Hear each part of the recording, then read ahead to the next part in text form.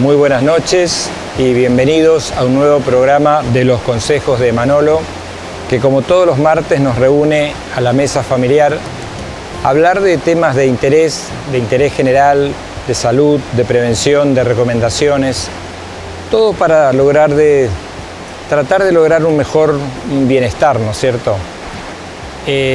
Bueno, hoy con sentirán, nos acompaña una hermosa lluvia que hace mucho que no... Bendecida lluvia que hace mucho que no venía y que mucha gente la estaba necesitando, así que esperemos que sea para bien. Y hay un tema del cual no nos podemos salir y no podemos dejar de hablar. ¿Por qué? Porque estamos transitando un periodo bastante especial. Ustedes leerán, como todos los días, lo primero que uno mira y se encuentra con que las cifras que nos dan más o menos se mantienen, ¿no es cierto? El porcentaje de personas infectadas por esta enfermedad que todos conocemos y que a veces ni la queremos nombrar, estamos siempre más o menos en los mismos números. Gracias a Dios, con poca gente fallecida, y también con otro dato muy importante, con un bajo nivel de internación, sobre todo en terapia intensiva. Ahora, ¿esto es todo o hay algo que está faltando? ¿Hay algo que aún está por llegar? Es algo que no sabemos, que desconocemos. Hay algunos datos, hay signos de alerta, de alarma. Hoy, por ejemplo, el ministro de Salud de la provincia de Buenos Aires reconoció públicamente que se puede dar o considerar como que ya hay circulación viral de la cepa Delta, lo cual vuelve a preocuparnos un poco, ¿no es cierto? Sabemos que si bien no es una cepa, digamos, con un poder, digamos, infectante muy grande o con una agresividad muy grande, sí es de muy alta transmisibilidad y que sobre todo va a afectar, y en esto presten especial atención, puede llegar a afectar a las personas que no estén completamente vacunadas, completamente inmunizadas. Inclusive no sabemos aún cómo van a reaccionar aquellas que tengan las dos dosis.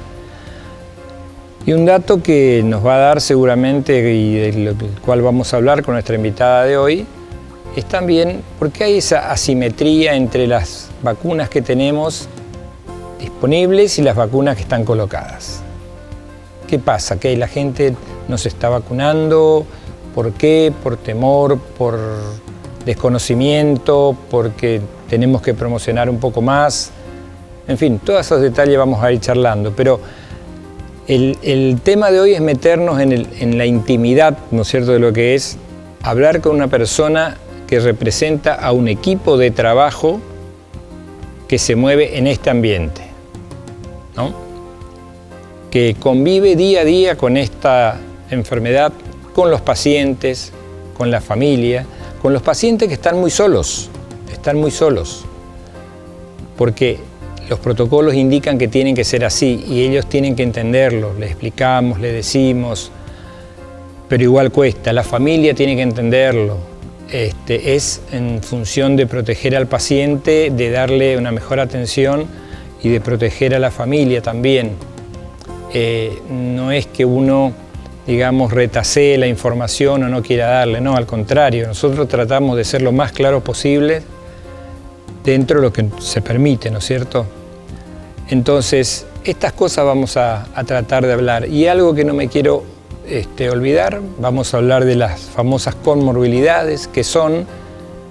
Y por último, como para cerrar un poco el programa, una recomendación especial que la vamos a hacer a un grupo que está siendo blanco hoy de esta enfermedad, y que son las mujeres embarazadas.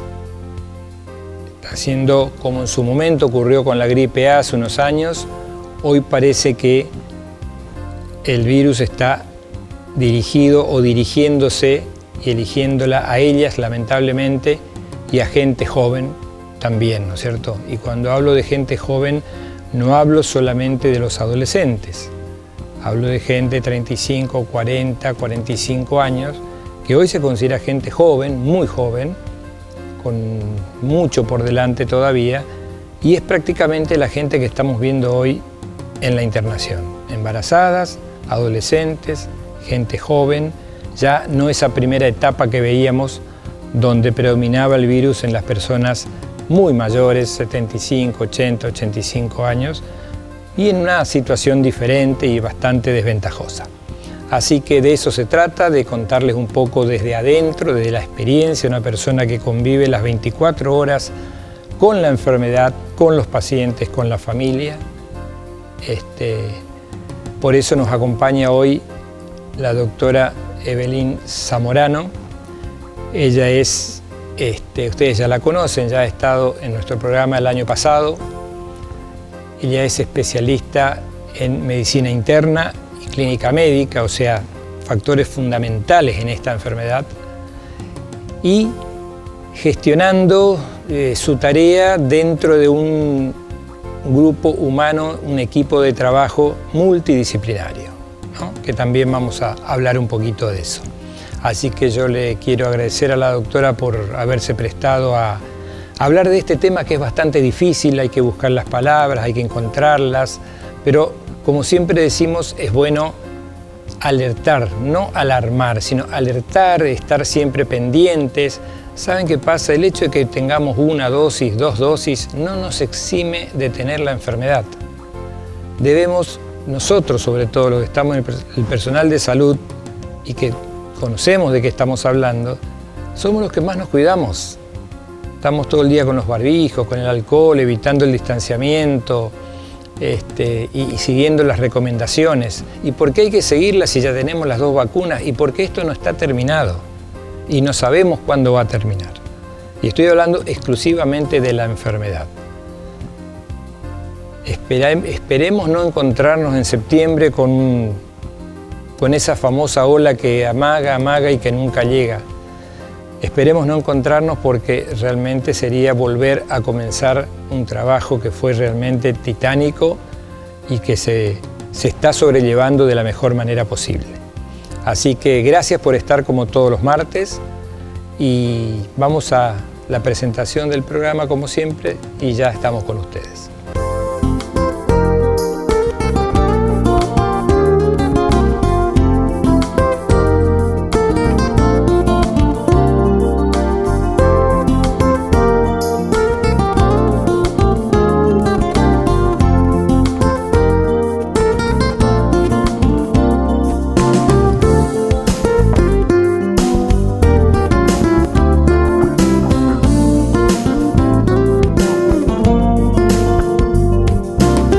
Bien, estamos de vuelta, estamos, como le decía, con la doctora Evelyn Zamorano. Evelyn, muchas gracias por estar nuevamente. Gracias por la invitación. No, al contrario, gracias a vos por venir un día después de mucho trabajo, seguramente, como todos los días, desde marzo del 2020. Y bueno, la idea era charlar un poco, volver a insistir sobre esto, porque hay cosas que desde los que estamos trabajando en esto, el personal de salud, la gente que mira esto desde arriba, que dirige, que un poco está organizando, hay cosas que se ven con preocupación, ¿no es cierto? Por ejemplo, ¿por qué esta enfermedad no termina de irse? ¿Cuánto tiempo va a estar? La gente pregunta, bueno, pero siempre ustedes hablan, dice, queremos saber qué son las comorbilidades, que tanto falleció un paciente con una comorbilidad. ¿Qué significa eso? Queremos saber qué representa estar viviendo esto ahí adentro, con todo lo que significa, cómo se armó, así. O sea, contar un poco la experiencia de este maravilloso grupo que tenemos en el Sanatorio Boratti, que es liderado por el doctor Castro Olivera, todo el equipo de clínica médica, que es una de las patas que sostiene, ¿no es cierto?, a toda esta estructura donde sabemos que participa muchísima más gente, ¿no? Sí, así que gracias por estar. Gracias a usted por la invitación, doctor. Sí, la verdad que, bueno, rememorando un poco unos meses atrás, marzo 2020, surgió todo esto como para todas las personas, fue algo bastante duro, nos empezamos a adaptar muchísimo como equipo de salud a estudiar, a hacer protocolos, a armar guías. Vencimos un poco lo que era miedo a lo desconocido, porque tampoco sabíamos frente a qué estábamos, ¿sí? O sea, lo veíamos en otros países, pero empezamos a prepararnos y aún no nos llegaba. Eso por una parte fue bueno porque nos dio tiempo como equipo para justamente armarnos tanto de valor como de conocimientos. Recordábamos hace poco con el equipo que cuando recién comenzó todo esto estábamos, no sé, 10 minutos para ponernos el EPP, que es el de los elementos de protección personal.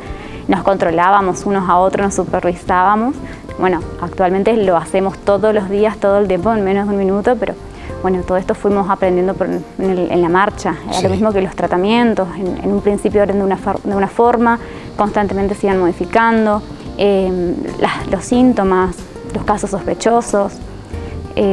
Bueno, en un principio costó bastante, pero supimos armar un buen equipo, liderado, como usted bien dijo, por el doctor Castro Olivera, ¿sí? Que es un maestro de la medicina. Mis compañeras que son, bueno, somos las que pusimos el cuerpo en todo esto, ¿no?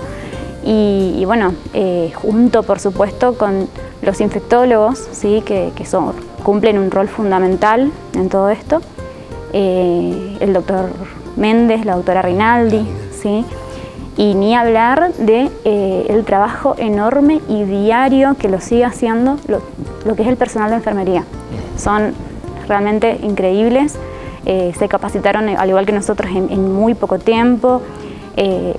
Siempre decimos que el paciente COVID no es cualquier paciente, digamos. El paciente con una infección por COVID que está internado es un paciente que tiene miedo, que está aislado, que no sabe si va a salir de la internación a volver a ver a su familia.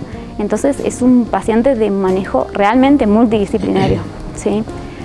Ni hablar todo lo que son los kinesiólogos, el apoyo continuo, los terapistas, ¿sí? Se hizo un gran equipo porque al paciente siempre se lo evalúa de manera en conjunto, ¿sí? Sí. Para evaluar los criterios de tratamiento, los criterios de necesidad de una respiración mecánica, conexión a un respirador, ¿sí? Y bueno, fue un trabajo continuo que lo sigue siendo hasta hoy día, pero que en un principio por ahí costó, pero bueno, se logró y se logró hacerlo de una muy buena manera, por suerte. Bien. En lo que es, digamos, cuando comenzó esto, como bien decías, hubo que prepararse desde lo desconocido, ¿no es cierto? Y después, bueno, como uno le fue conociendo un poquito mejor a los procedimientos, a los tratamientos, la dinámica del trabajo en equipo, pero sin embargo, los casos siguen apareciendo, ¿no es cierto? Y ahí lo que pudimos ver, lo que quería comentarles también, que la doctora, aparte de trabajar en el Sanatorio Borati, en este equipo, desarrolla la misma tarea en el Hospital de Fátima, ¿no es cierto? O sea, son dos realidades similares pero distintas, ¿no? Pero hay algo que prácticamente se repite, que son las famosas comorbilidades, ¿no es cierto? Sí, entonces, sí. ¿Por qué un paciente, vemos por ejemplo, un paciente, no es lo mismo el pronóstico de un paciente que tiene una obesidad, que tiene hipertensión arterial, que tiene diabetes, aquel que es un paciente que no fuma, que es un deportista, aunque a veces no tenga nada que ver también, sí, no. Si tiene que ver algo que ver un factor como la edad, sí, ¿no? Realmente. Viendo acá unas imágenes, esto es dramático, ¿no? Sí, es dramático. Es dramático realmente. Y esto está actualizado ahora, la semana pasada, son los índices del Ministerio de Salud. Sí. Justamente como usted bien decía, doctor, la obesidad está a la cabeza, ¿sí? entre las comorbilidades que estamos actualmente y estuvimos observando muchísimo en pacientes internados. Sí. Hablábamos un poquito de este tema y siempre lo decimos como en modo chiste, pero son totalmente dos pandemias relacionadas. Exactamente. ¿Sí? Porque la pandemia es una patología que afecta globalmente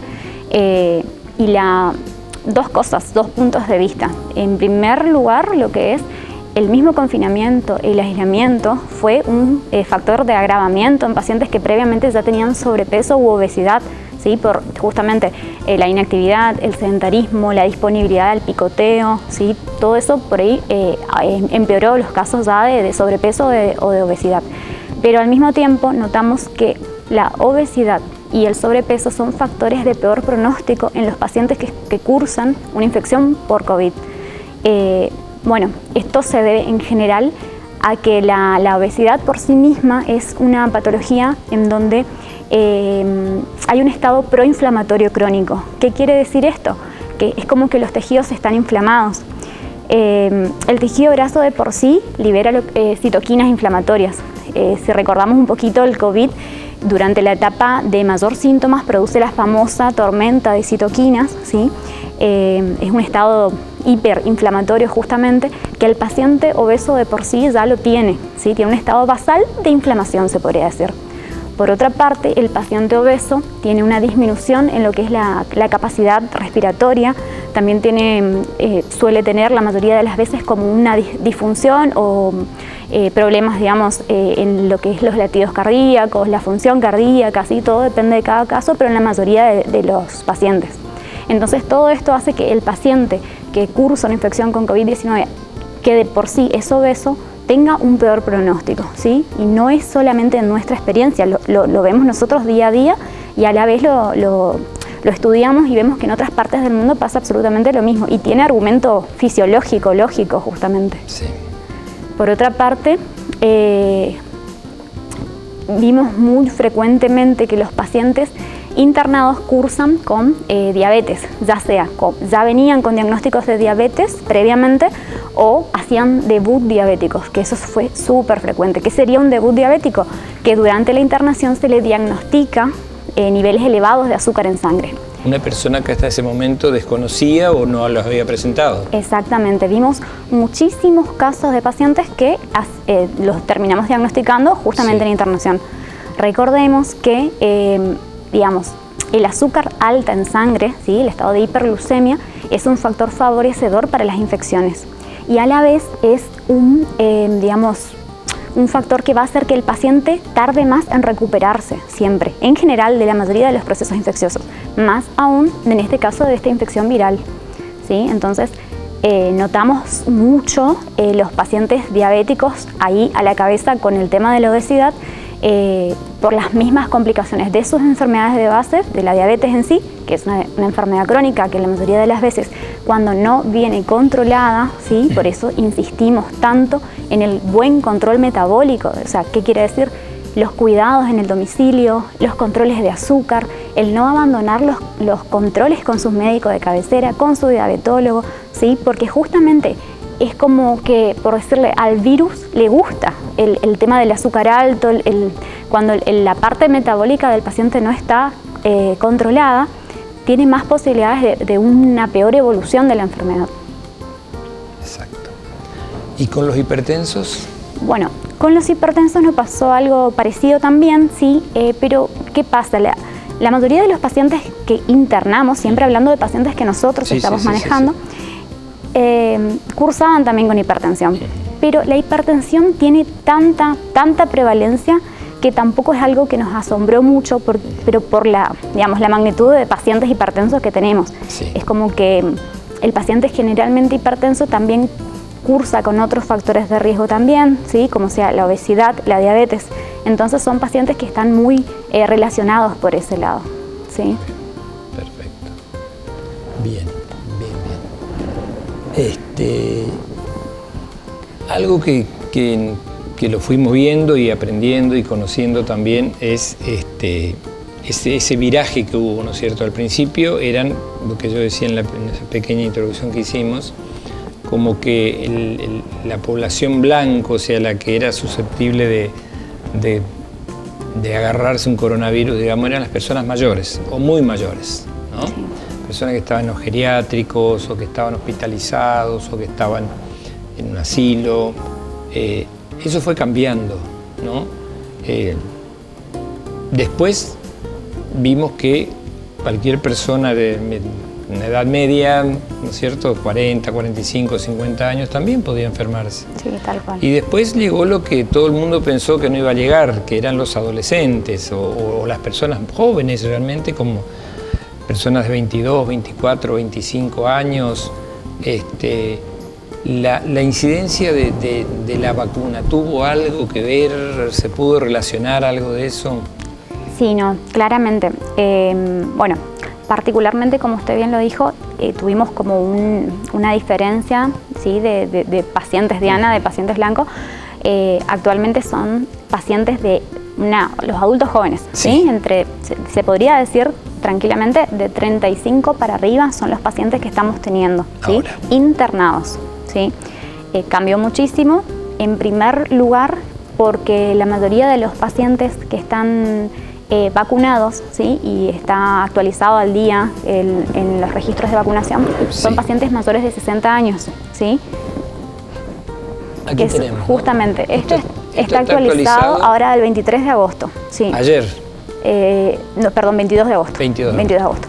Los pacientes de 60 años o más son los que están vacunados en su mayoría. Sí. ¿Sí? Entonces, vemos que bajó muchísimo el porcentaje de internación de ellos. Sí. Por otra parte, como punto nuevo que tenemos es la afectación que está teniendo últimamente en las pacientes embarazadas.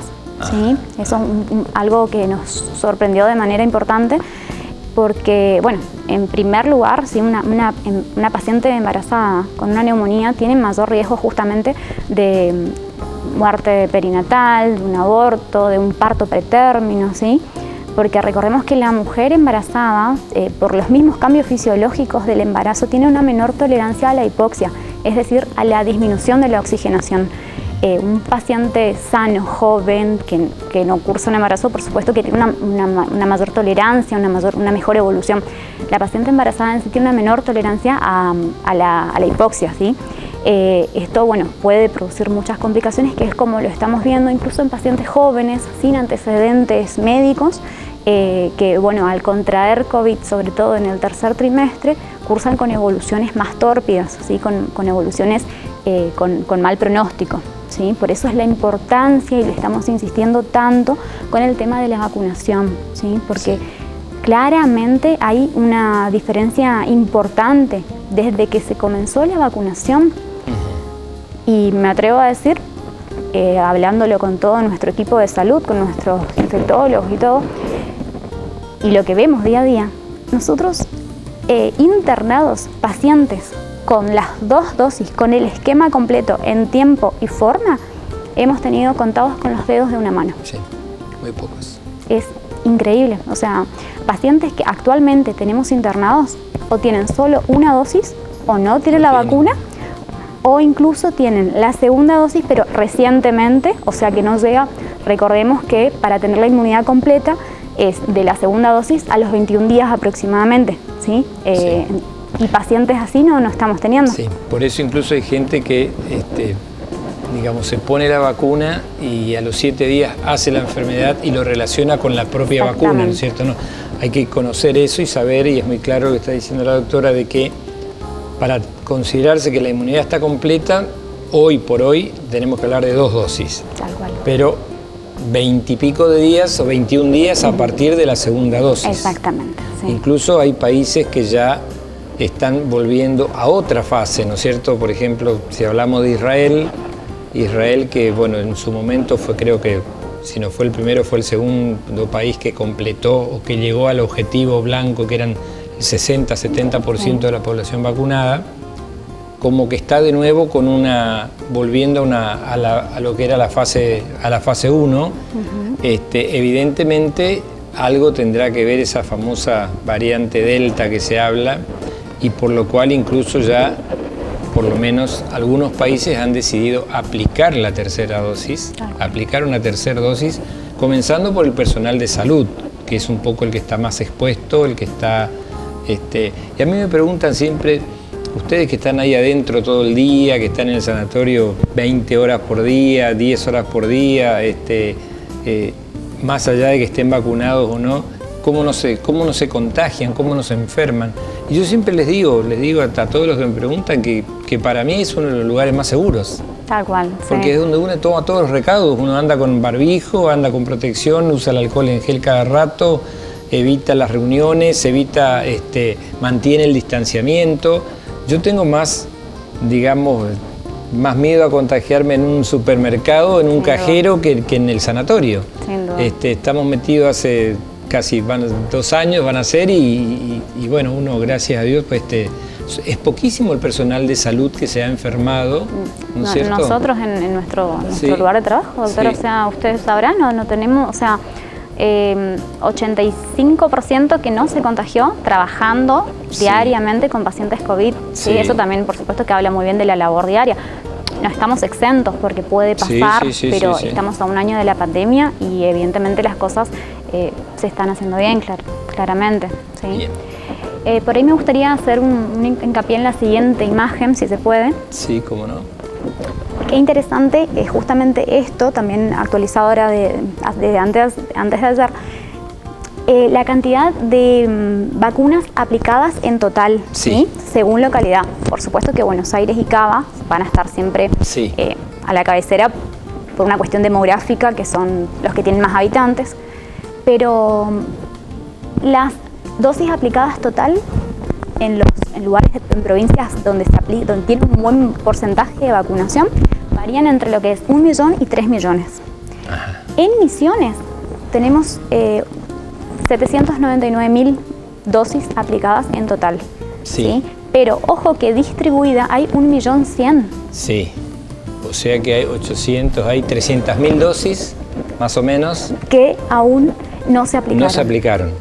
O sea, Sí. están las dosis. Las dosis están O claramente. sea, a Misiones llegaron 1.100.000 y pico de vacunas, de Sí. dosis. Sí. Y se aplicaron 799.000, casi 800.000. Y eso es lo que O sea, pasa hay 300.000 que están en stand-by. ahí. No, y pasa No es que no mucho. estén las vacunas, la Tal gente cual. no se está vacunando, no está concurriendo a vacunarse. ¿Sí? Hay muchas personas, y me pasa mucho con los pacientes de consultorios jóvenes, que Sí. acuden preguntando justamente, pero yo tengo 30 años, no soy enfermo de nada, ¿para qué me voy a vacunar? Y realmente justo ahí está la respuesta, o sea, la vacunación nos salva y va a hacer de que siga siendo una persona joven, como me lo decís, yo siempre Sí, le digo. sí, Una persona sana, perdón. Vacunarse salva vidas, sin dudas, y lo estamos viendo nosotros, o sea, no es solo un eslogan, lo estamos comprobando en la internación diaria de los pacientes. Hay que estimular, hay que promover la vacunación, hay que ser conscientes de que hoy día uno acude a cualquiera de los puestos que hay en Misiones, ¿sí? Tenemos en el Finito Germán, tenemos en el Cuarto Tramo de la Costanera, en el Hospital de Fátima hay un montón de dosis. Hay que vacunarse, ¿sí? Es la única forma de que juntos, todos como sociedad, ayudar a que esto termine. Es la esperanza que tenemos para que de una vez por todas, digamos, como sociedad podamos seguir avanzando, ¿no? Sí, yo creo que es una opinión personal, ¿no? Pero como que se ha liberado un poco, la gente ve que se circula más, se abrieron los negocios, la gente circula por la calle, nos estamos cuidando menos, creo que nos estamos cuidando menos, y como que la gente dice, bueno, ya pasó. Yo creo que no pasó, que esto no pasó, ¿no es cierto? Que todavía falta un largo tramo, y que por eso vamos a insistir vamos a hacer un pequeño corte y vamos a tomarnos un par de minutos y vamos a insistir con esto porque es importante.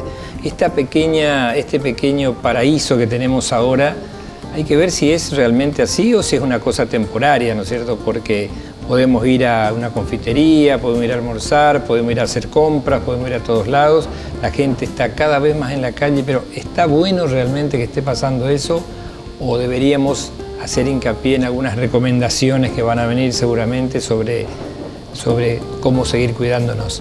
Estamos, como les decía, con la doctora Evelyn Zamorano. Ella es especialista en medicina interna, en clínica médica, trabaja con nosotros en el Sanatorio Boratti, trabaja también en el Hospital de Fátima, siempre manejándose en el ámbito de lo que es el COVID-19, con muchísima experiencia, la experiencia que se ganó en todo este año y medio que aprendimos un montón de cosas, y que ella nos va a seguir contando. Así que no se vayan, que en un par de minutos volvemos.